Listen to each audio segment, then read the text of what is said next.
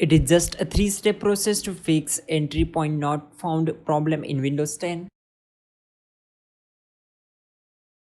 Open any web browser and search for Visual C++ redistribution package. Download Visual Studio 2013 and click on search. Now click on first link. Scroll down and select your language and then click on download. Now you can check your system type.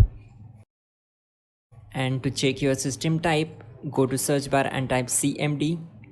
Right click here and select as run as administrator. Now type this command system info and hit enter.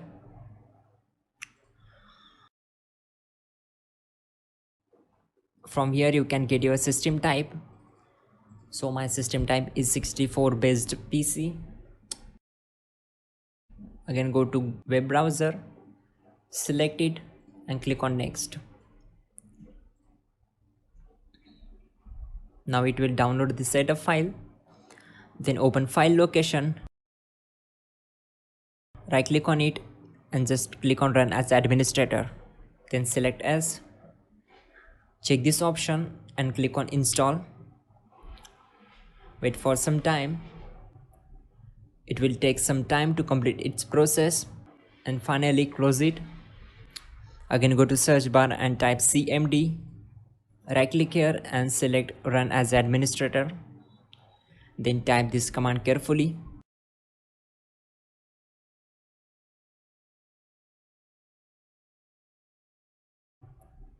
It will take some time to complete its process and hit enter and finally type exit to close the command prompt. That's it guys, your problem will be solved. You're good to go.